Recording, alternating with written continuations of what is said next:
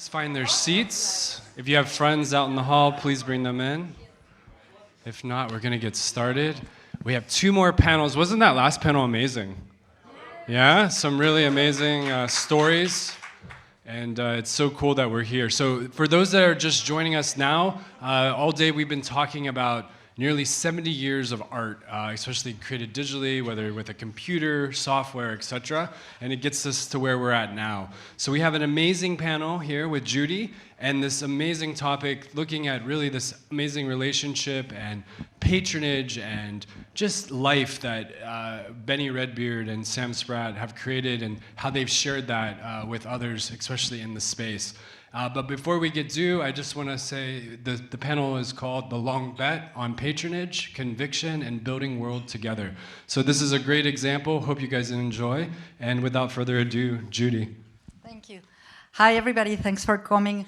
I'm going to do short bios of us to give you some context.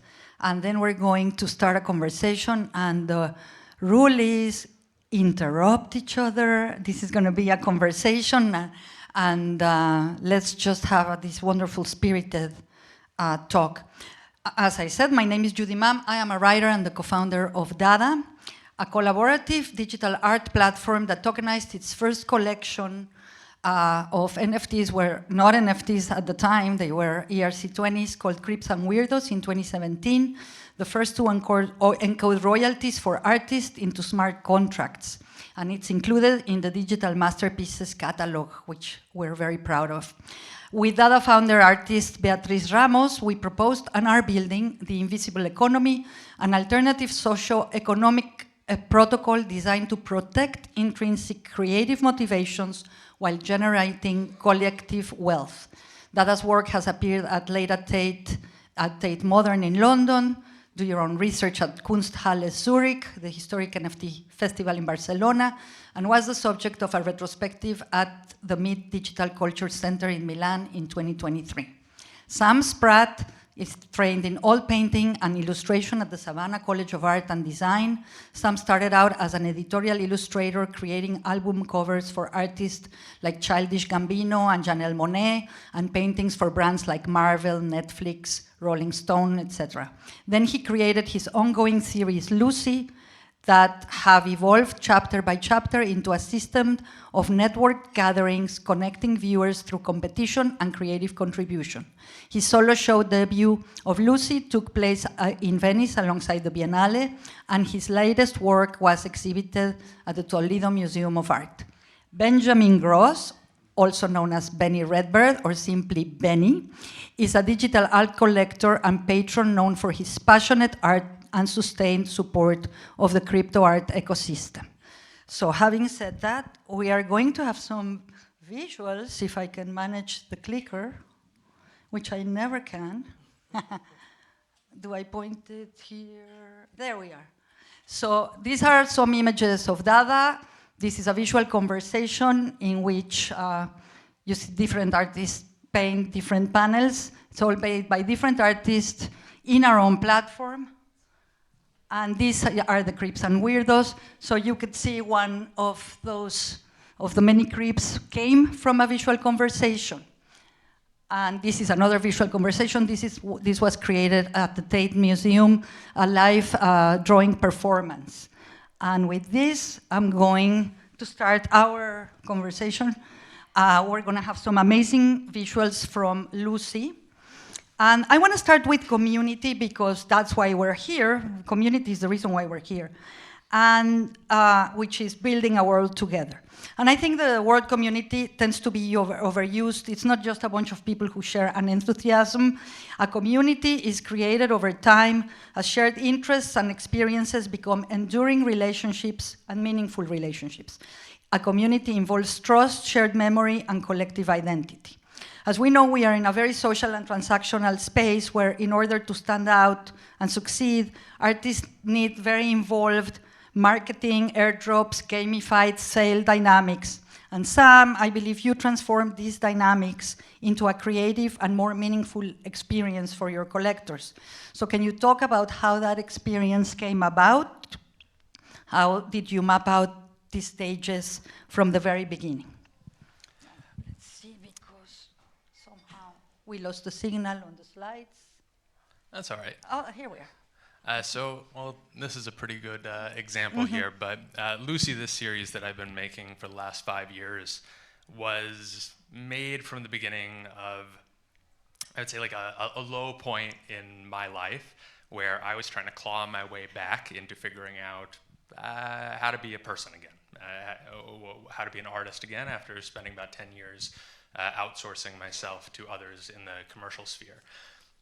And along the way, I created a mechanic associated with my very first pieces, where those that had contributed to the very first auctions, I created something and gave it to them, these skulls that have been running around. That was just a way of saying thanks. I didn't have some grand community building plan. It was just, art was always fairly transactional for me, where I had a client, I made a painting for them, we swapped, and that was it. This was a way of saying thanks to people that showed up at a moment that I wanted to restart. What actually ended up happening is I had planted 50 seeds in people, and the very first person that cycled out from, he wasn't one of those people initially, was Benny. Benny was the very first secondary sale of a skull. And that as a concept for me was very alien. It felt, oh, I'm losing someone. This gift is now being discarded. And yet, before that had happened, I had met Benny maybe 2 months prior, something like that, at a party. We became fast friends. Even before the skull, I invited him to my 47-person wedding in my home in New York.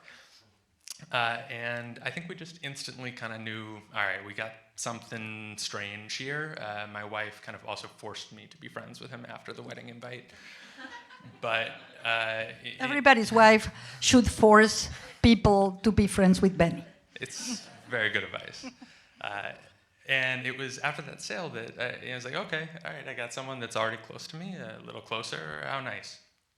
But what that set off was a few more of these moving and changing hands, and a few people that had supported me back when I was making, rapper album covers in my early days, or following me on Tumblr or Facebook, or when I was working for Gizmodo in my early career. Those people, for placing a bid on my pieces, were rewarded. And Benny kind of set that off in motion without me even realizing it. May I interrupt? How Please. did you set that in motion? So I bought the skull. I'll give you the other side of it. I went home and told my wife that I bought this skull from this guy I met 2 months ago, and he's inviting me to the wedding. And then my wife almost passed out at the wedding, and I told her she can't because she'll embarrass me in front of my new friend. Crisis averted, she didn't. But for me, I thought Sam's work was great. He hit it off, like Sam said. But I just thought there was something very interesting about the dynamics of the collecting of this, what now we call a council, in a way. And I don't know, it was just like innately something I saw that I could latch onto that made sense for me. Being a creep and a weirdo, sometimes you need other creeps and weirdos to hang out with. And a lot of those people who own those skulls were just like me. So I'm like, I want to be in that little group over there. Well, that gives me, that's a segue into a question that I wanted to ask, because, maybe in the legacy world, collectors are kind of more individual. It's a more individual experience, right?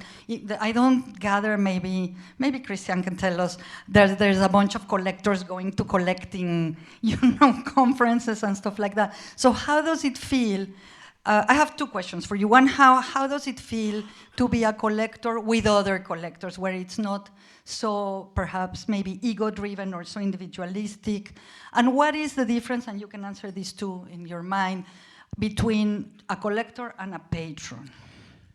So speaking about Christiane, last 2 Miamis ago, I heard her speak with Michael Spalter, who I always looked up to. And then after they spoke, hearing him, and I'm honored to be on the committee actually with someone like Christiane, who's taught me a lot. But Michael was sort of like this person you saw who just didn't collect. You know, he was there with Vera. He was with Vera all the time when she was getting older, and he built these relationships with her. And you know, he kind of became a mentor in a lot of ways. And I realized that collecting is when sometimes you're speculating, and patronage is more when you want to build a relationship, in my opinion. Mm-hmm. Okay. And I also don't think, I think the word collector is hard. It's really more, to me, the word is collective. And I think that's what's important. So when you have a group of collectors, it becomes a collective. I mean, some people call it a cabal, whatever they want to call it. But for me, it's the idea of collecting together, which creates that group of, you know, collective. And I think the more you have individuals do that together, then I truly think that you could build a movement, you know, a new art renaissance with even a small group of people who are, you know, thinking alike. Right. And I think this is what differentiates our space perhaps from, because there's the collective collecting, and there's also the fact that we live online. And so I want to go back to this question, like for you, that you have plenty of collectors and you have also this kind of the council and the players.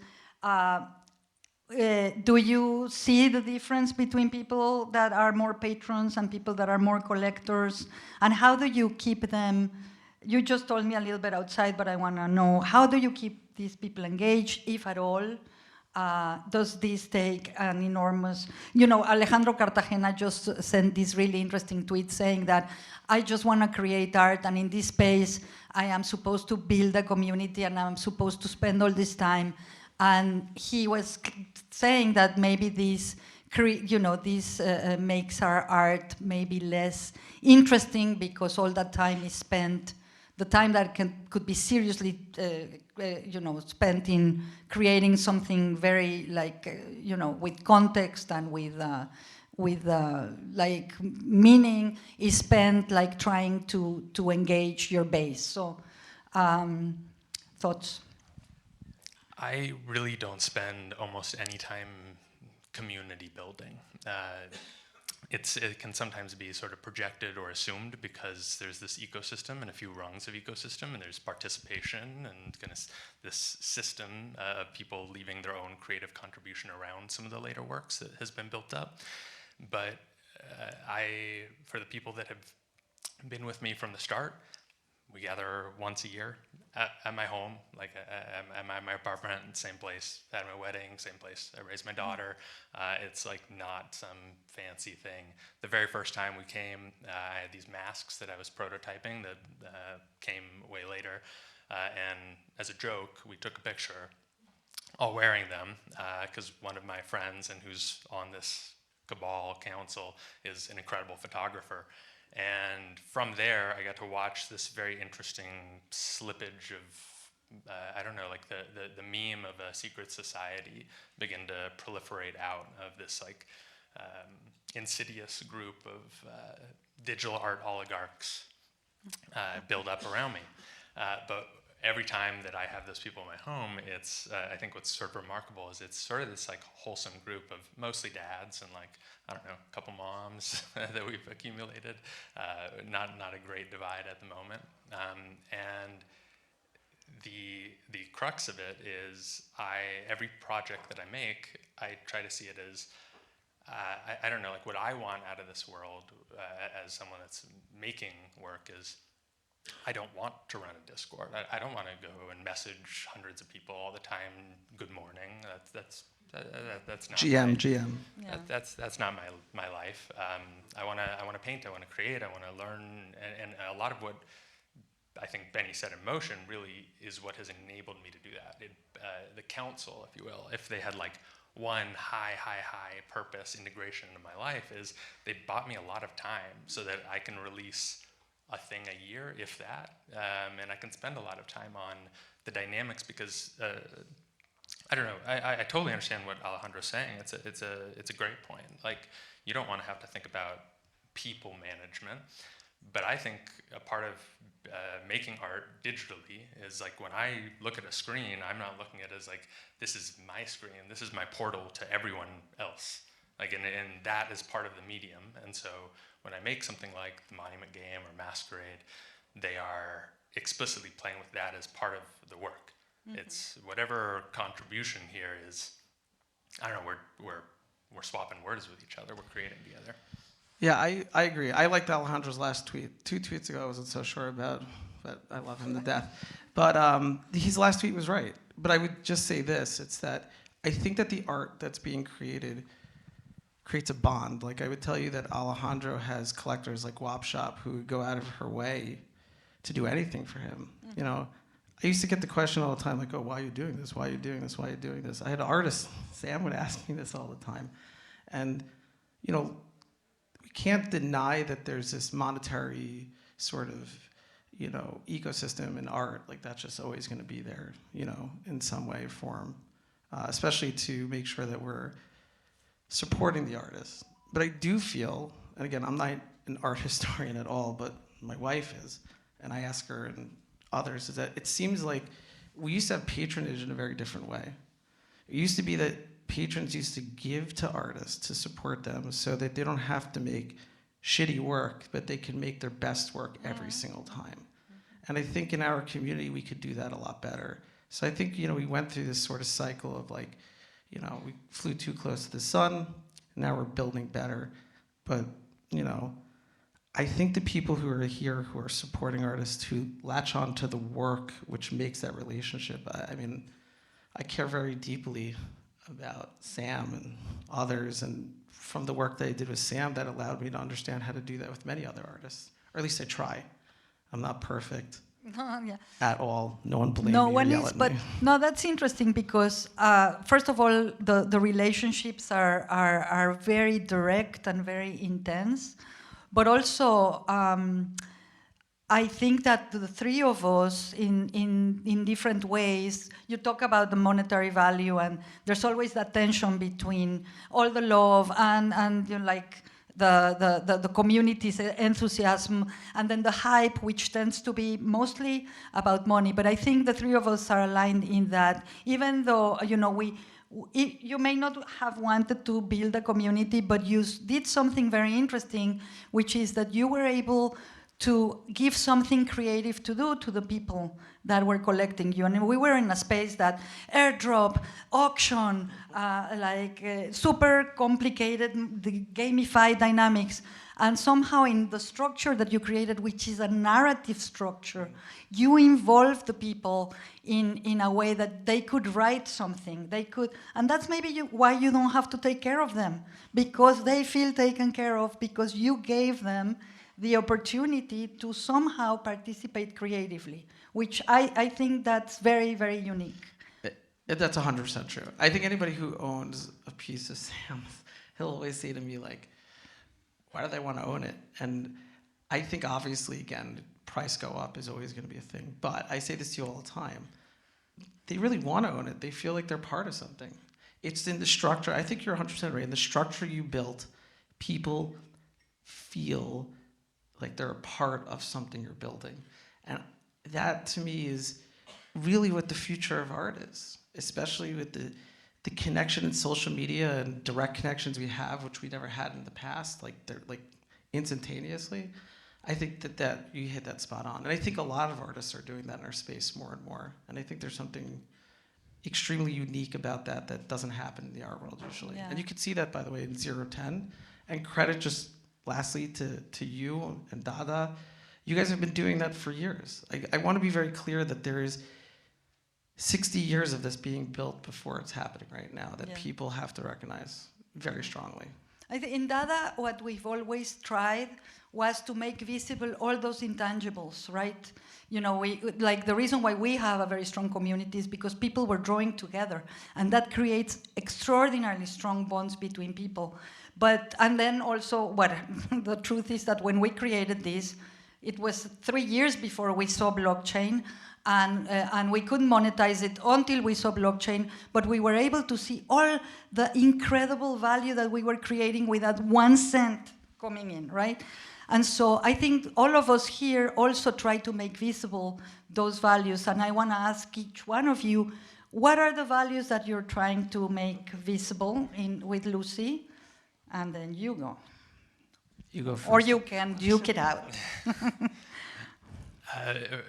Much of this project, like this, my last few years, is I'm just trying to figure out like why I'm here, what am I supposed to do, and that started with this very, I would say, like solitary, melodramatic, kind of self-flagellating story of breaking and starting over, and in that process of telling it, painting by painting, it's like there's a certain like almost predictive nature to it. By making it and wanting to learn something new, slowly that started evolving to a story that connected me to my wife, Rachel, and then to my daughter, Sila, and along the way sort of gathered a small group of people, a little bit larger group of people, and so on. And this story, if you watch the threads, if you jump into the rabbit hole of one mask and what they wrote here, and then slip over to the Monument Game and what they wrote as a player, and when they came in, and if anything that they've ever written about this, there's this lineage, this almost like a little bit of individual legacy of a lot of different people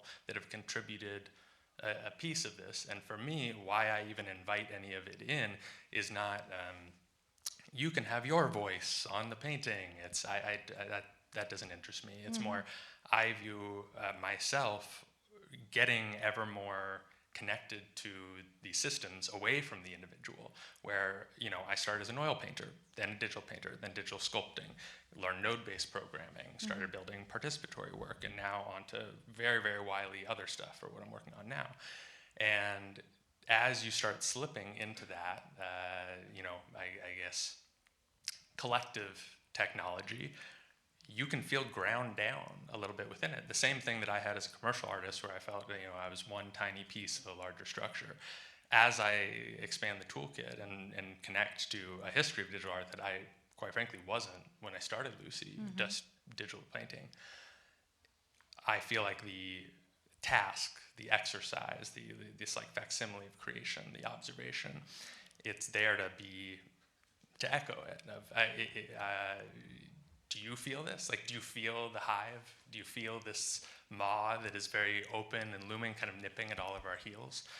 And what do you do to try to like leave something behind with the time that you have? And I feel the only thing that has ever given me any sense of solace, grounding, sanity is creating something. Like, each one of these was an extraction, but also like really just got me to plant my feet again.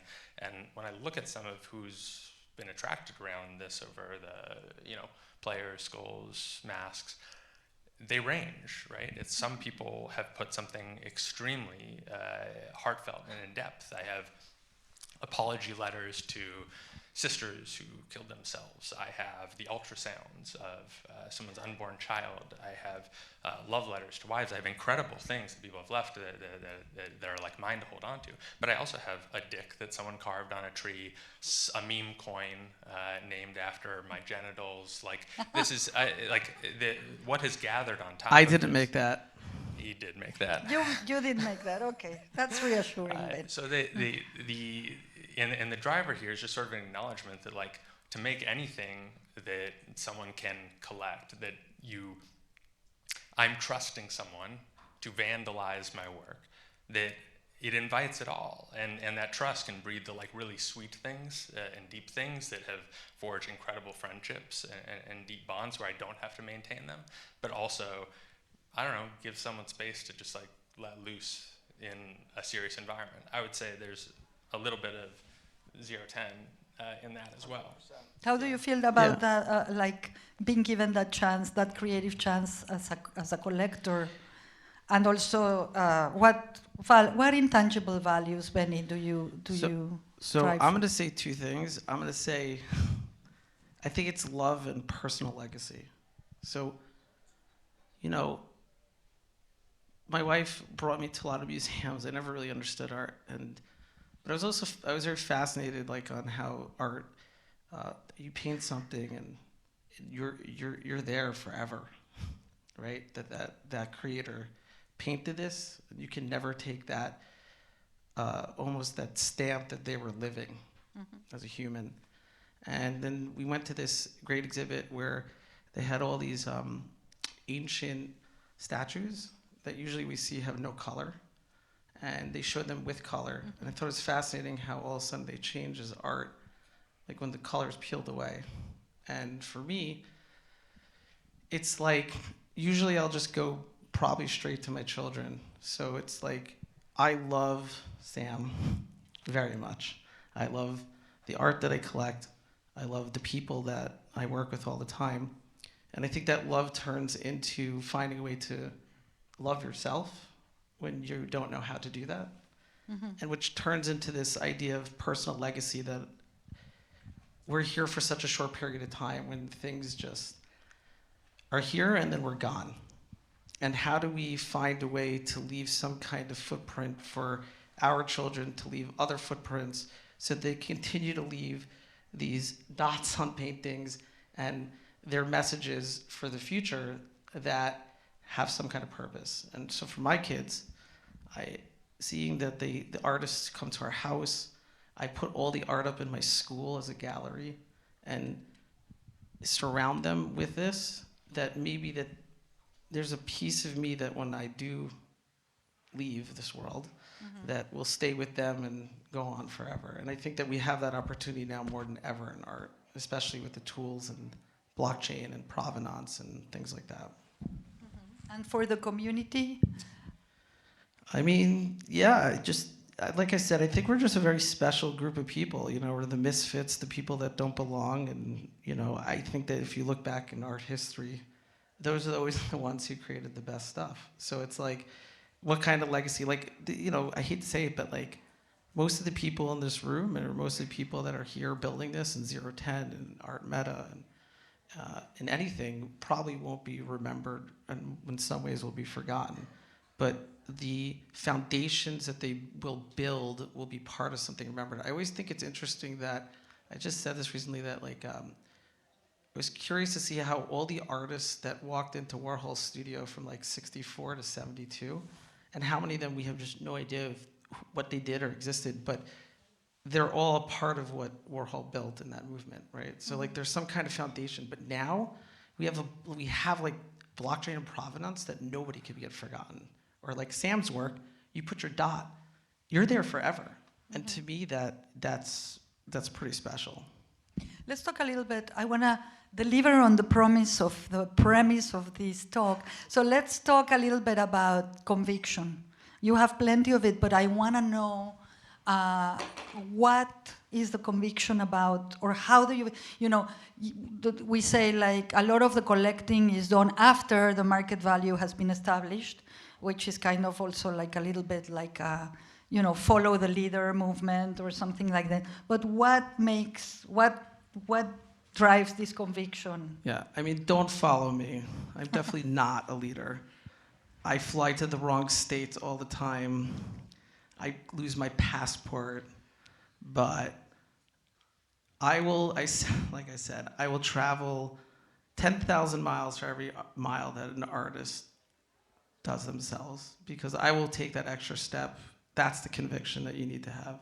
I don't think there's anything I wouldn't do for you, because you put your whole life and soul into this. And Sam's not the only artist. We're up here together, so, and obviously we're very close, but I think the conviction part comes in if an artist is willing to, or creator is willing to put their whole soul into something, then, you know, it's our duty to do the same and more. And to add that I don't think patrons are important to be speakers on stages or remembered until they're dead. It's the artist that's supposed to be telling those stories, and that conviction to prove them right. Anything? And what is your conviction? Like, I mean, this is in him or in your art, or what is next? I had a question about this Lucy project. Do you feel compelled, because now you have this narrative movement, to continue the game, or are your players or council telling you what is next? You need to do more, and tell us what is next. I think with to answer the first part of this with Benny, like we kind of came up together. Like, yeah, and so I got to see a much scrappy, I mean, you're still scrappy, but like a really, really far scrappier version of this before anything was working out I used to have over hair. here. I did, that was before my time. But, and so everything that has been built over the last several years has been in extreme unison, and so none of it at any point has been anything but go make the thing that you want to make.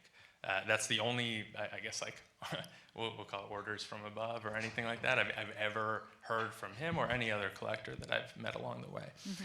And now that I'm in it, I heard this from a dear friend, it was about 4 years ago, and he said, many artists will try a bunch of random things disconnected from each other as they experiment. But you have kind of an interesting opportunity here in this world being built, and it's not about lore or world building.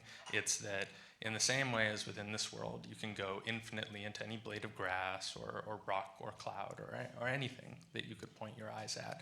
That so long as there's something that you want to pull out of this, you know, it's right there in front of you, and you can go infinitely into all of it. So each one of these people, I can go infinitely into them. Any character that I painted, go infinitely into them. And the whole point of Lucy as a project was I want to grow. I want it to end looking nothing like how I started, with maybe just like a little whisper of where it began.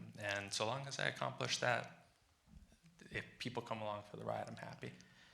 I just want to add, because I know that she's giving us the 1 minute, but I just want to say this because I think it's really important. I've been saying this a lot lately. I think conviction is everybody in this room. Yes. If you're showing up now, you have conviction. Yes. And I think that, you know, Jorg and the sponsors of this event and 010 and everybody who's here at this moment in time, you are all part of that conviction to build a movement. And I think that's super important that we don't say enough. And it's why I'll follow people like Sam to the end, because not only does he have that conviction, he gives the opportunity for all of us to show that conviction in a way. So I think everybody should give themselves a little bit more credit, even when it looks like things are the toughest of times, that we have to just keep going. And we can say the same thing about you. Thank you, everybody, for Thank coming to our TED Talk.